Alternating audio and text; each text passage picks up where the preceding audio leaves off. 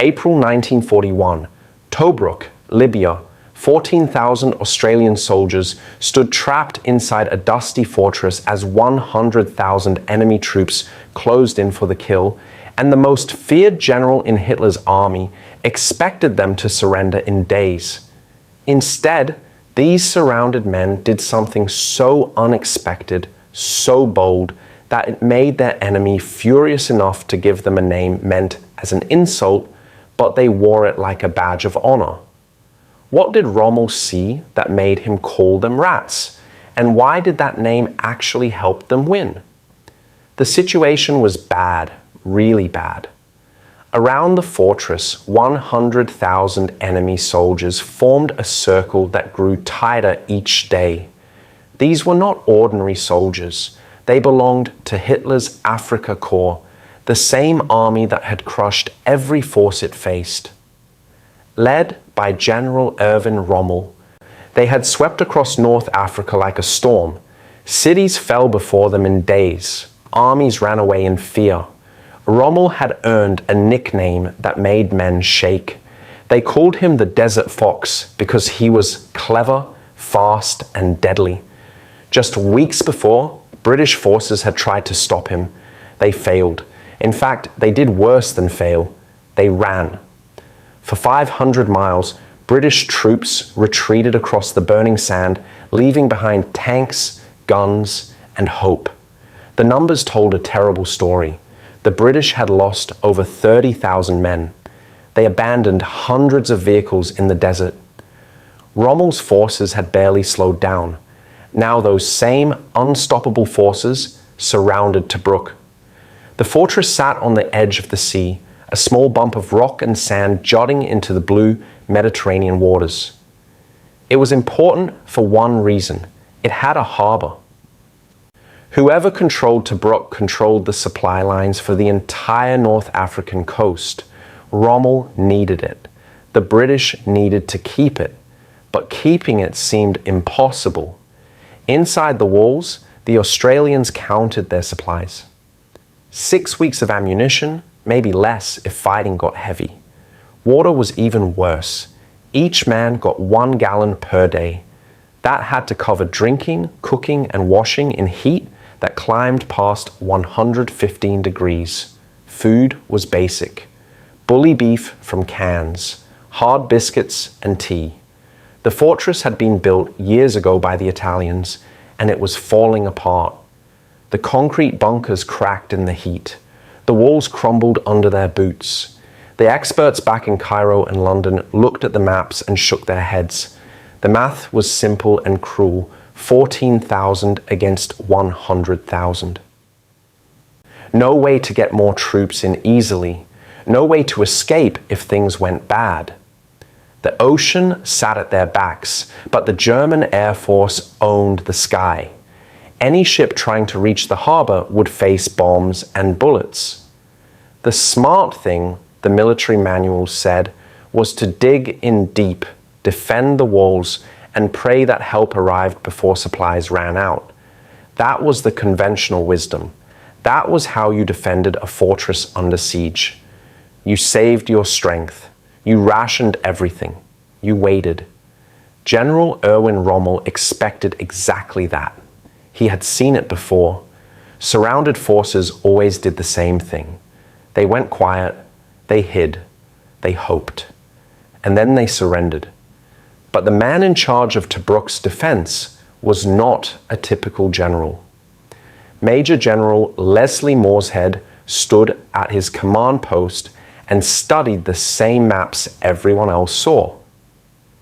He came to a different conclusion. Morshead was 51 years old, a teacher before the first big war had pulled him into uniform. He had fought in the trenches of France back in 1917 and seen what happened when men just sat still and waited to die.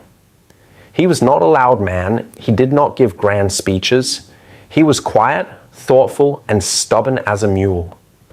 The Australian soldiers called him Ming the Merciless after a movie villain, but they said it with respect. Morshead did not look like a warrior. He looked like someone who might teach your children math. But behind his wire-rimmed glasses, his mind worked like a machine, always calculating, always planning. When other generals saw problems, Morshead saw possibilities. German intelligence officers had files on the Australians. The reports were not kind. Poorly disciplined colonials, the files said. Good fighters in a brawl, but not proper soldiers. They did not salute enough. They argued with officers. They broke rules. Rommel's staff read these reports and felt confident. The Desert Fox himself had never lost a battle in Africa. His tanks had crushed the French. His infantry had routed the British. A bunch of Australians stuck in a crumbling fortress would not slow him down for long. On April 10th, the first German attacks began. Tanks rolled toward the walls. Artillery shells screamed through the air and exploded in fountains of rock and dust. Infantry followed behind the armor, confident they would be inside the fortress by nightfall. The bombardment was fierce. It shook the ground. It filled the air with smoke and the smell of explosives. From a distance, it looked like Tobruk was being erased from the earth. But when the smoke cleared, the Australians were still there, and they were shooting back. The German infantry hit the outer defense lines and ran into a wall of rifle and machine gun fire. Men fell. The tanks pushed forward and discovered the ground was laced with mines. Explosions ripped through the armor. The attack stalled. Then it stopped. Then it retreated. By the end of that first day, 250 German soldiers lay dead or wounded. The Australians had lost 26 men. That night, Morshead gathered his officers. The air in the command bunker was hot and close. Maps covered every surface. The officers expected orders about strengthening defenses, about digging deeper. Instead, Morshead said something that made them all stop and stare. "We will not just defend Tobruk," he told them. "We will attack. Every night if we have to. We will go out there into the dark and hit them where they think they are safe. We will make them afraid to sleep." The idea was crazy. Surrounded troops do not attack. They do not have enough men or supplies for that kind of war. But Morshead had done the math differently. If they just sat still, Rommel could take his time, bring up more guns, pound the fortress to dust. But if the Australians kept attacking, Rommel would have to keep his forces spread out, always watching, always nervous. It would slow him down. It would cost him men. It would buy time. The officers looked at each other. Then they looked at their general. Some of them smiled. Australians liked a good fight, and sitting in a hole waiting to get shelled was not their idea of fighting. Morshead's plan was risky. It would be exhausting. Men would die in the dark desert, far from the walls, but it was better than waiting like sheep in a pen. On April 11th, Morshead issued his first patrol orders. 30-man groups would go out 2,000 yards beyond the fortress walls. They would find German positions, they would attack, they would disappear back into the darkness before the enemy could respond. The British High Command in Cairo heard about Morshead's plan and sent worried messages. "You will exhaust your men," they said. "You need to conserve strength. This is not how a siege defense works." But Morshead had one crucial supporter. General Wavell, the overall commander in the region, visited Tobruk on April 17th. He walked the defenses. He talked to the Australian soldiers. He listened to Morshead explain his thinking. When Wavell left, he sent a simple message back to the doubters. Let him do it his way. That same week, the Australians launched their first major night raid. 30 men crawled through the darkness toward a German supply dump. The night was black. No moon. The stars gave just enough light to see shadows. The men moved slowly, carefully, checking for tripwires and mines. They could hear German voices ahead, relaxed, casual. The enemy felt safe this far from the fortress walls. That was a mistake. The Australians hit the dump like a thunderstorm. Grenades exploded. Machine guns chattered. In 4 minutes, it was over. The Australians melted back into the desert, carrying captured papers and maps. Behind them, German supplies burned. Behind them, German confidence started to crack. The German officers could not understand what was happening. Sieges did not work like this. The surrounded forces were supposed to be the ones afraid, the ones hiding. But every night, shadows moved in the darkness around their camps. Every night, explosions and gunfire shattered the silence. Every morning, they found dead sentries and burned equipment. The Australians were not acting like trapped men. They were acting like hunters. Morshead turned his fortress into a fighting machine. He divided the perimeter into patrol zones, each one 2,000 yards deep. That meant Australian soldiers would be operating half a mile beyond the walls, deep in territory the Germans thought they controlled. He set up a schedule. Patrols would go out every 48 to 72 hours from each sector. Each patrol had 30 men, carefully chosen. They carried enough ammunition for a 4-hour operation. They moved in darkness. They struck fast. They came home before dawn. The patrols had specific jobs: find enemy positions and map them, capture prisoners who could give information, destroy supplies and equipment. Most important, make the Germans nervous. A nervous enemy makes mistakes. A nervous enemy wastes energy watching shadows. A nervous enemy cannot focus all his power on breaking through walls. The plan was working, but it was hard. The men who went on these patrols pushed themselves to the edge of what humans could stand. Imagine crawling through sand and rocks in total darkness. Your uniform is soaked with sweat even though the desert night is cold. You cannot talk except in whispers. You cannot use lights. Every sound might be an enemy patrol or a landmine waiting to explode. You crawl for hours, slow as a snake, until you reach the target. Then everything happens fast. Grenades fly, guns bark and flash, men shout, and then you run back into the darkness, hoping you remember the path, hoping you do not step on a mine, hoping the enemy does not catch you.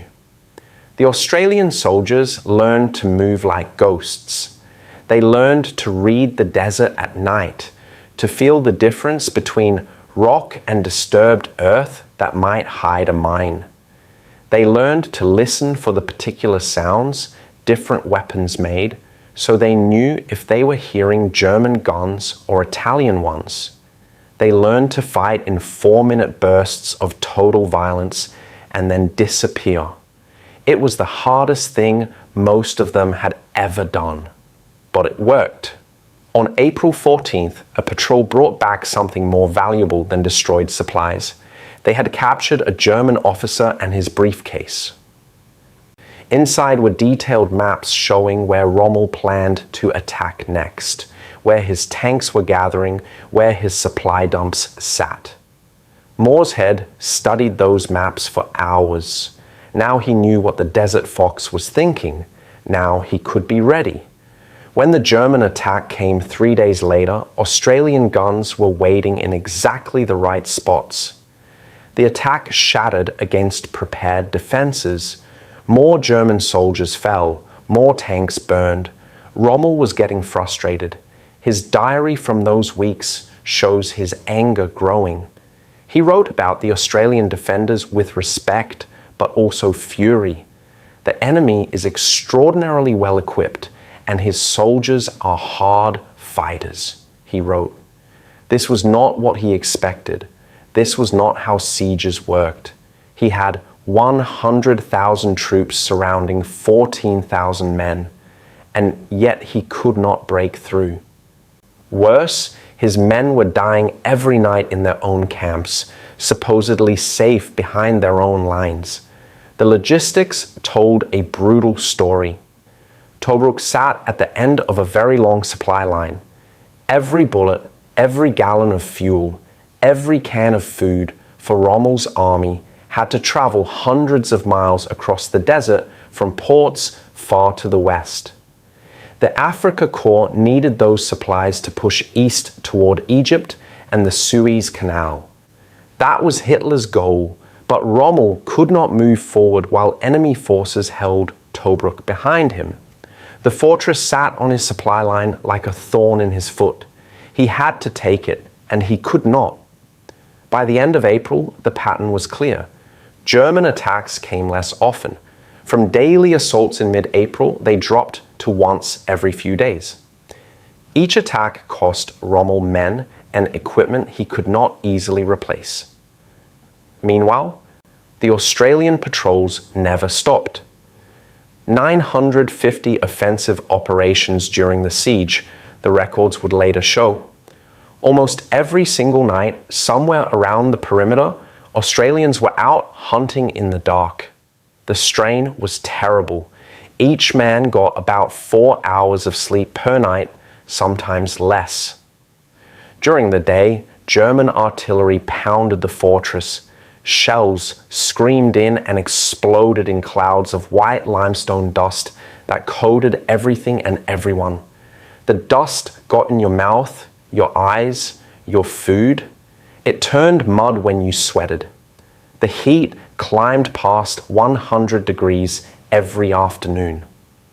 Men lived in holes dug into the rock, covered with whatever they could find for shade. Some bunkers were old Italian concrete forts, but those were targets. The shells found them regularly. Water was life. 1 gallon per man per day does not sound like much until you try to live on it in a desert. 1 gallon for drinking when you are sweating buckets in the heat. 1 gallon for cooking your rations. 1 gallon for washing yourself and your clothes. Most men chose to stay dirty and save the water for drinking. They smelled like sweat and dust and gunpowder. Their uniforms turned crusty with salt. Their lips cracked and bled. But they kept going. The German Air Force owned the sky. The Luftwaffe flew over 1,000 sorties in the first 3 weeks of the siege. Stuka dive bombers became the sound everyone feared. They made a screaming noise as they fell from the sky, a sound designed to terrify. Then came the whistle of falling bombs. Then the explosion. The Australians learned to read the sounds. You could tell if a bomb was coming close or falling far away by the whistle. If the whistle got louder, you had maybe 2 seconds to press yourself into whatever hole or ditch you could find. At night, the fortress went completely dark. No lights allowed anywhere. 1 candle, 1 flashlight could bring artillery fire or bombs. Men learned to move by touch and memory. They learned to navigate by counting steps and recognizing the feel of rocks under their boots. They learned to sleep through anything, grabbing rest whenever they could, even during bombardments. Your body adjusted or you broke. Many men did break. The stress was enormous, but most held on. Food came from cans. Bully beef, which was corned beef, tough and salty. Hard biscuits that you could break teeth on if you were not careful. Sometimes there was jam. Tea was the luxury everyone craved. A hot cup of tea in the morning felt like a gift from heaven. The cooks did their best with what they had. Sometimes they made stew from the bully beef and whatever vegetables made it through on the supply ships. It was never good, but it filled your stomach. Those supply ships were heroes nobody saw. The Royal Navy ran what they called the Spud Run. shipping food and ammunition into Tobruk harbor under cover of darkness. The ships came in fast, unloaded faster, and left before dawn. If they were still in the harbor when the sun came up, the Stukas would find them. 72 ships were sunk or damaged, keeping Tobruk alive during those months. Sailors died in the dark waters of the Mediterranean so soldiers could keep fighting in the desert. Back in London, Winston Churchill watched the situation carefully. Some of his generals suggested pulling the Australians out, evacuating the fortress before it became a trap. Churchill refused. Tobruk must be held, he said. The world was watching. Britain was losing everywhere in 1941. Germany seemed unstoppable. If Tobruk fell, it would be one more defeat in a long line of defeats. If Tobruk held, it would prove that Hitler's armies could be stopped. It would give hope. So the Australians stayed and they kept fighting. Back in Tobruk, Morshead continued refining his strategy. Every patrol brought back information. Every prisoner was questioned. Every captured map was studied. He built a complete picture of German positions, strengths, and weaknesses. He knew where their fuel dumps were. He knew where their water was stored. He knew which units were tired and which were fresh. He used that knowledge to hit them where it hurt most. A raid on a water supply point was worth more than a raid that just killed a few sentries. The Germans needed that water in the desert heat. The patrols became legendary. Men volunteered for them even though the chances of dying were high. There was something about going out into the enemy's territory, about being the attacker instead of the defender. It made them feel powerful even though they were surrounded. It gave them control. The patrol leaders were smart, tough men who learned how to read the desert and the enemy. They learned when to fight and when to slip away. They learned how to bring their men home alive. By early May of 1941, something had changed in the desert around Tobruk. The German soldiers stopped feeling like conquerors. They started feeling hunted. Every night brought fear. Every shadow might hide Australian raiders. Every quiet moment might end in grenades and gunfire. The desert fox himself was starting to understand that these men in the fortress were different from anyone he had faced before. The numbers told a story that Rommel did not want to hear. Before Tobruk, his Afrika Korps had been racing across North Africa at 50 miles per day, crushing everything in their path. Now they were stuck, completely stuck, not just stopped, but bleeding. Every day brought more casualties. Every week brought more frustration. The siege was now at day 30, then day 50, then day 100. 241 days it would last in total, not a single day of German progress. Not 1 inch of ground gained toward breaking through those crumbling walls. The mathematics of war were turning against the Germans. More than 3,000 German soldiers were killed or wounded trying to take Tobruk or defending against the constant raids. The Australians lost about 800 men in that same time, but numbers alone did not tell the full story. Rommel needed those men for his advance into Egypt.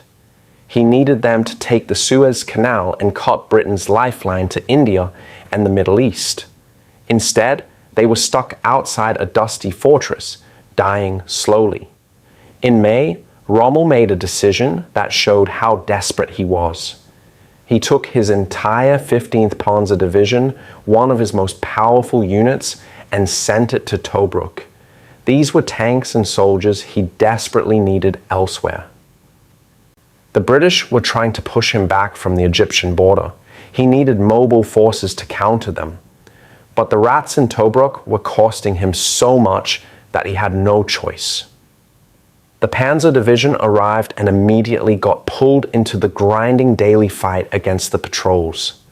Rommel wrote in his diary during this time, and his words were filled with anger. "The Australians are fighting like devils," he wrote. This was not a compliment wrapped in politeness. It was pure frustration from a general who was used to winning and now could not. In another entry, he called them extraordinary fighters. Coming from the Desert Fox, those words meant something. He did not give praise easily. Then came the name that would live forever. German propaganda radio started mocking the surrounded forces. The announcers, speaking to Africa and Europe, called them the rats of Tobruk. They meant it as an insult. Rats were dirty, weak creatures that lived in holes. The radio announcers thought the name would hurt the trapped soldiers' feelings, would make them feel small and beaten. They were wrong. Dead wrong. But the name came from somewhere deeper than just propaganda mockery. Rommel himself, watching his carefully planned attacks shatter against these defenders, watching his men report nightly raids from supposedly trapped forces, had said it first in frustration to his staff officers. "These Australians fight like cornered rats." His officers took that observation and twisted it into an insult for the propaganda radio broadcasts. But Rommel's original words were not meant as mockery. They were acknowledgments of a hard truth he had learned the expensive way. Cornered rats are the most dangerous fighters of all. The fortress itself was falling apart. Constant bombardment turned buildings into rubble. The old Italian concrete bunkers cracked and crumbled. White limestone dust from the explosions covered everything like snow. It got into your lungs and made men cough. It mixed with sweat and turned into a paste on skin. The smell was dust and explosives and unwashed men and the sweet, sick smell of death. Bodies could not always be buried right away when the shelling was heavy. The desert sun did terrible things. The sound never stopped. During the day, artillery shells screamed overhead and crashed into the ground. German 88mm guns made a distinctive crack when they fired, a sound every man learned to recognize. Australian 25-pounder guns boomed back with a lower, heavier sound. At night, when the big guns finally went quiet, you could hear smaller sounds. The rattle of machine gun fire from patrols out in the darkness, the crump of grenades, the shouts of men fighting and dying. Summer came and the heat became another enemy. 115 degrees in the shade, but there was not much shade. Men tried to rest during the hottest parts of the day and work at night when it was only 90 degrees. But you could not really rest. The metal of guns and equipment became too hot to touch with bare hands. Water in canteens turned warm and tasted like the metal container. Men dreamed about cold water, about jumping into a river or a lake. Some of them had not seen a river in years.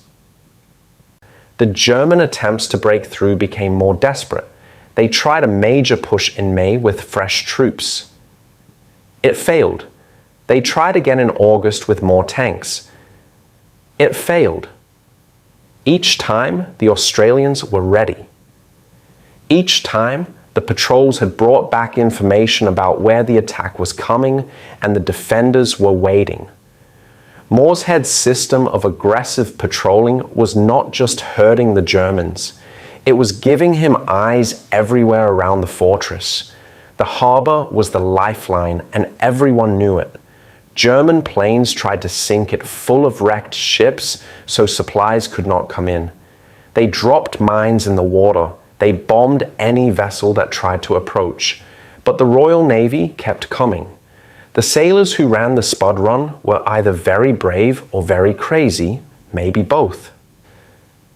They pushed their ships to full speed through dangerous waters, unloaded in record time, and raced away before dawn.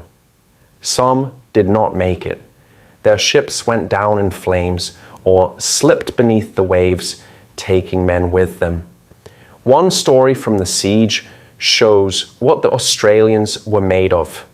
A German officer was captured during a night raid. The Australians brought him back for questioning. He was angry, humiliated.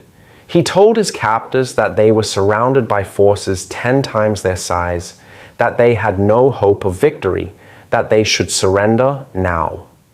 One of the Australian soldiers looked at him and grinned. "Mate," he said, "you are the one who is our prisoner. Who is really surrounded here?" The German officer had no answer. Alternative approaches to holding Tobruk were discussed in British headquarters. Some suggested just defending the harbour and giving up the outer fortress. That would have been easier, required fewer men. But it also would have given the Germans better positions to bomb the harbour. Some suggested evacuating everyone and giving up Tobruk entirely. That would have saved lives, but handed Rommel a major victory. Churchill kept saying, "No, hold Tobruk, make them pay for it, make it cost them so much that they cannot advance anywhere else." The unexpected consequences of the defense were showing up across North Africa. Because Rommel had to keep so many troops tied down at Tobruk, he did not have enough mobile forces to exploit opportunities elsewhere. British forces that might have been destroyed had time to regroup and strengthen. Supply convoys to Rommel's forward units had to detour around Tobruk, adding hundreds of miles to their routes and burning precious fuel. One fortress, one surrounded group of soldiers, was gumming up the entire German war machine in Africa. The Australians did not fight alone. There were British artillery units with them, and Polish soldiers, and some Indian troops, but the Australians were the largest group, and they set the tone for the defense. Their attitudes spread. If these men from the other side of the world could stay cheerful and aggressive way surrounded, then everyone else could too. The fortress became a strange kind of community. Men who thought they were going to die every day found ways to laugh and joke. They had concerts sometimes, singing songs in their bunkers. They played card games. They wrote letters home that tried to hide how bad things really were. Morshead himself never seemed to worry. He walked the defenses regularly, talking to his men, checking positions. He did not give dramatic speeches, he just asked questions. "Do you have enough ammunition? When did you last eat? How are your feet?" The soldiers respected him because he cared about those details. He was not sending them out to die for glory. He was sending them out because it was the smart, tactical choice, and he made sure they had the best chance to survive and win. The scope of the patrol operations was incredible when you looked at the full picture. 4 patrols every night on average, with different teams rotating through duty. Each patrol was 30 men, which meant 120 soldiers out in enemy territory every night. Over the entire siege, thousands of men rotated through patrol duty. Each one faced death in the darkness. Each one came back with information or prisoners or destroyed enemy supplies. The cumulative effect was devastating to German morale and operations. Direct quotes from soldiers who were there paint a picture of what it was like. One private wrote in a letter that reached home months later, "We go out at night and give Jerry hell. By day, he gives it back to us. But we are still here and he is not getting past us." Another soldier, a sergeant, kept a diary hidden in his pack. He wrote, "The blokes are tired but in good spirits. No one talks about surrendering. We will walk out of here when the job is done, not before." As the weeks turned into months, the world started paying attention. Newspapers in Britain, America, and across the British Empire ran stories about the rats of Tobruk. Here was a victory in a time of defeats. Here were men standing up to Hitler's finest troops and not backing down. The propaganda value was enormous. But inside the fortress, the men did not feel like propaganda heroes. They felt hot, tired, hungry, and determined. They had a job to do. They were going to do it. December 10th, 1941, arrived after 241 days of siege. British forces launched Operation Crusader, a major offensive to break through the German lines and reach Tobruk. When the relieving troops finally made contact with the fortress defenders, they expected to find beaten, exhausted men barely hanging on. Instead, they found the Australians organized, alert, and ready to join the counterattack. The rats had not just survived, they had won. The siege was over, but its lessons were just beginning to spread through military thinking around the world. What Morshead and his men had done challenged everything conventional wisdom said about siege warfare. When you were surrounded and outnumbered, you were supposed to conserve strength and wait for rescue. You were supposed to be passive. The Australians had done the opposite, and it worked. That simple fact changed how armies thought about defense. Within months, the British Army started studying what happened at Tobruk. Officers were sent to interview Morshead and his patrol leaders. How did they plan the night operations? How did they choose targets? How did they keep men motivated when surrounded? The answers got written down and turned into training materials. New manuals on defensive warfare included chapters based on Tobruk. The aggressive patrol doctrine became standard practice across British Commonwealth forces. American military observers paid close attention too. The United States had just entered the war after Pearl Harbor was attacked in December 1941. American officers studied every battle they could find to learn lessons before sending their own men into combat. Tobruk showed them that firepower and numbers were not everything. Leadership, tactics, and the will to fight aggressively could overcome huge disadvantages. Those lessons would show up in American training camps within a year. The rats themselves went on to fight in other battles. The Australian 9th Division, Morshead still commanding, fought at El Alamein in 1942.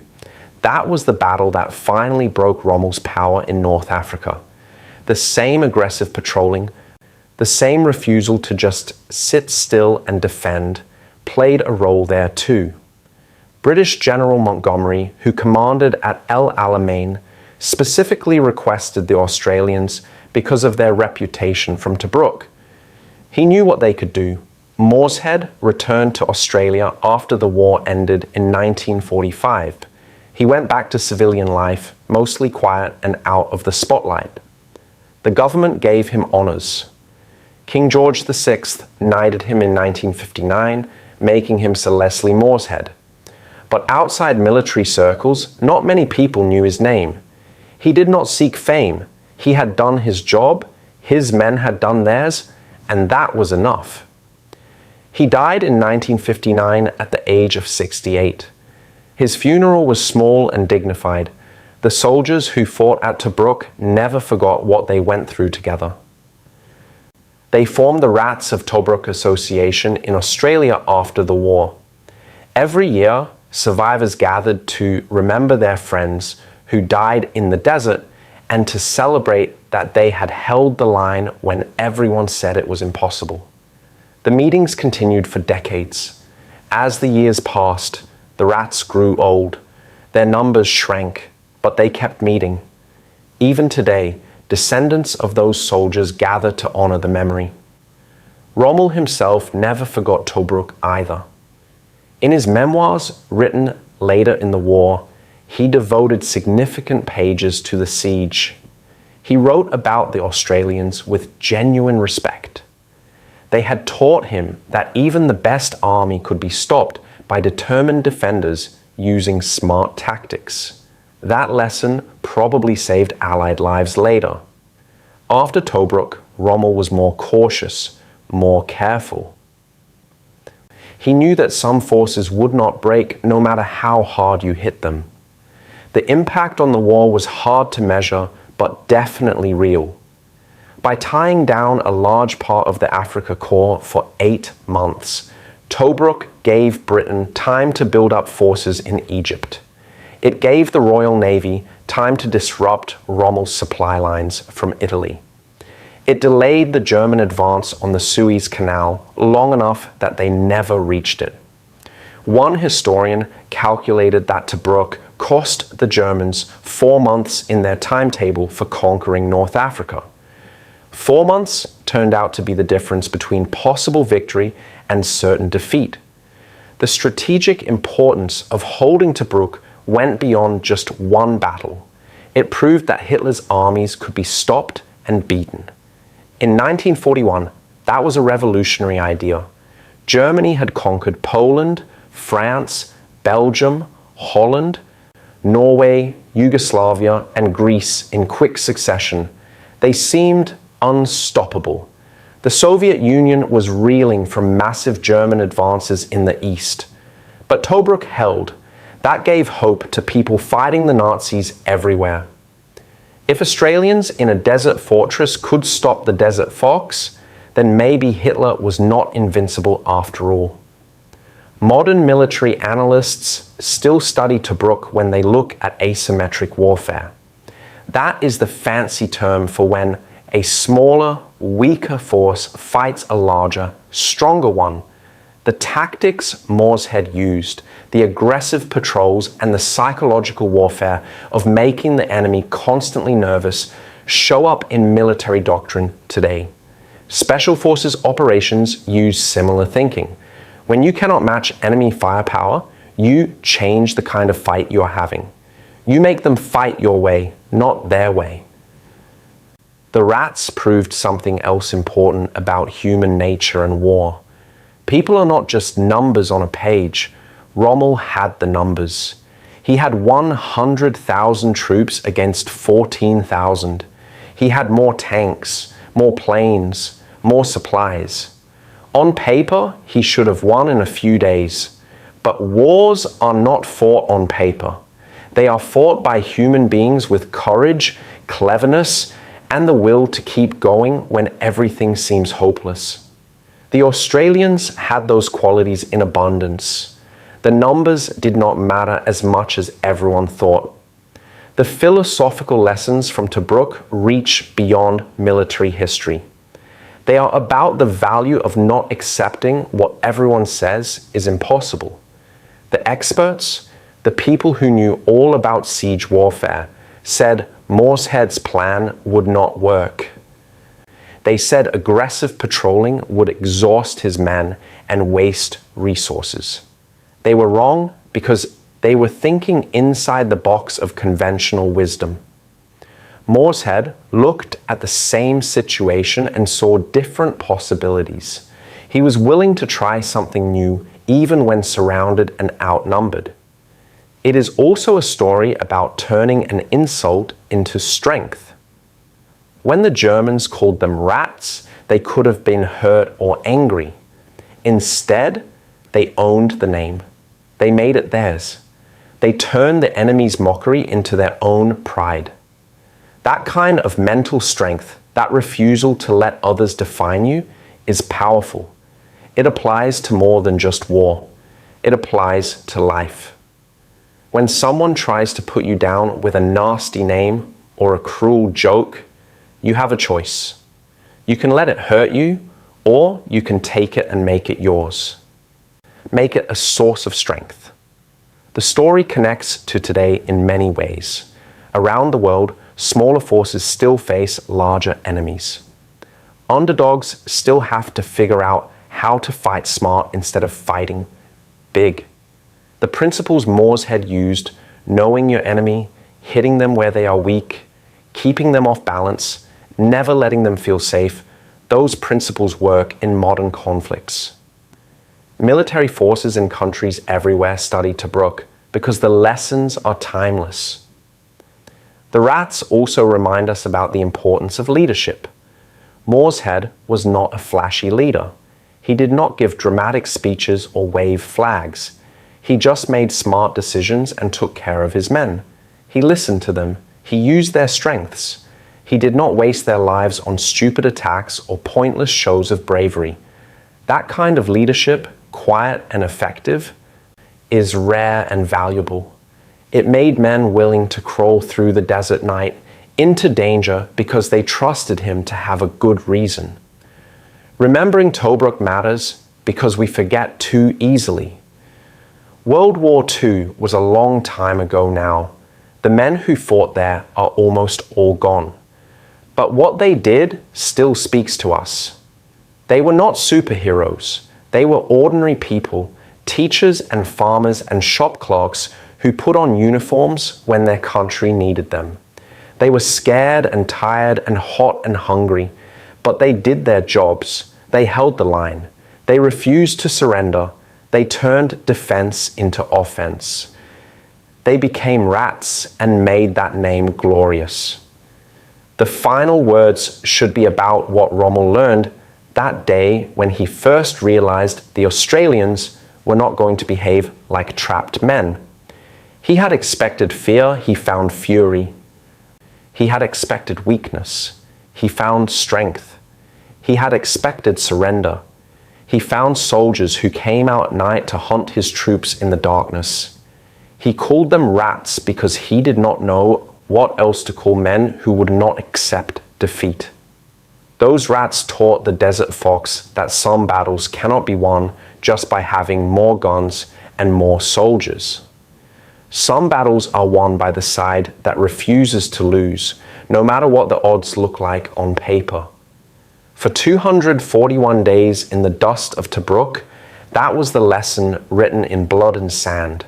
The rats refused to surrender, and in refusing, they won.